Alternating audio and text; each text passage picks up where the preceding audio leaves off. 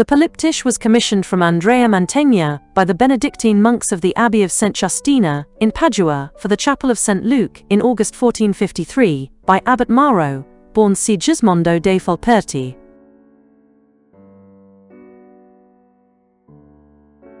The work was completed by the end of 1454, while the artist was simultaneously working on the frescoes in the Ovitari Chapel in the Church of the Eremitani.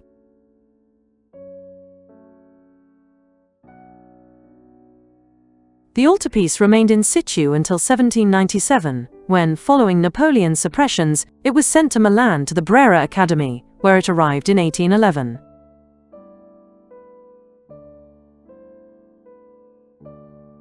The polyptych consists of 12 compartments organized in 2 registers. The original wooden frame has been lost.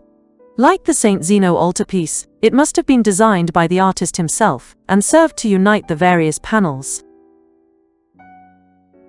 The altarpiece combines archaic elements, such as the gold background and the different proportions between the figures, and innovative elements such as the spatial unification of perspective in the polychrome marble step that forms the base for the saints in the lower register,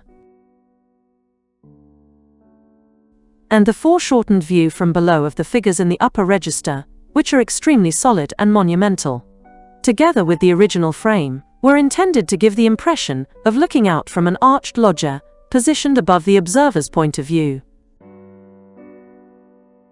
The figures have sharp contours, highlighted by the almost metallic brilliance of the colors. The choice of saints is closely linked to the history of the Benedictine order and that of the abbey, in particular to the legends surrounding the cult of relics present in the monastery since its origins. In the lower section, the central figure is Saint Luke the Evangelist, seated on a marble bench resembling a throne, with dolphins carved on the armrests, polychrome marble and medallions. The saint is focused on writing the Gospel, which rests on a sloping wooden surface, supported by a circular marble table on a tall column. Between the desk surface and the marble base is a still life with 2 books, a red lamp and 2 inkwells inserted into 2 holes in the wood, containing red and black ink. The view from below is also evident here, and the depiction of the polychrome marble is meticulously detailed, following the example of Mantegna's master, Francesco Squarcioni.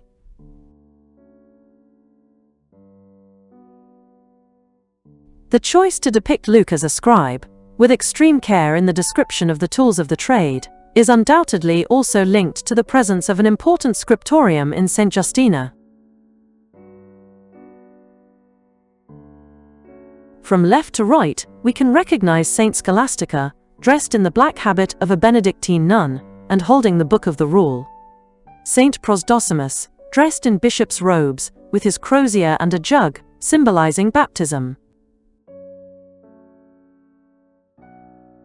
Saint Benedict of Nursia, dressed in dark robes, with the Book of the Rule and a bundle of rods, indicating the rules of the order. Saint Justina, with the palm of martyrdom and a dagger in her heart, a variation of the sword that beheaded her. Saint Scholastica was the sister of Saint Benedict, while Saint Justina was baptized by Saint Prosdosimus. Their arrangement creates a beautiful chromatic alternation between the black robes of the regular clergy and the light and pink robes of the 2 protectors of Padua. In the upper section, we find the Pietà with the Virgin and St. John in the center, where we can see the influence of Donatello's altar reliefs, even though Mantegna does not achieve the deeply human drama of the Florentine sculptor.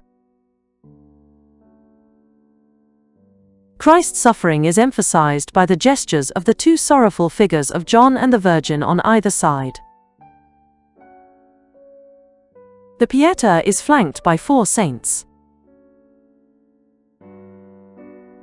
From the left, St. Daniel the Deacon, patron saint of Padua. St. Jerome, wearing a red cardinal's cloak and holding a stone, with which he beat his chest in penance. Saint Augustine, or Saint Maximus, Bishop of Padua, wearing a mitre and carrying a bishop's crozier. And Saint Sebastian, dressed as a soldier, with a sword and the palm of martyrdom, sometimes mistakenly identified as Saint Julian the Hospitaller.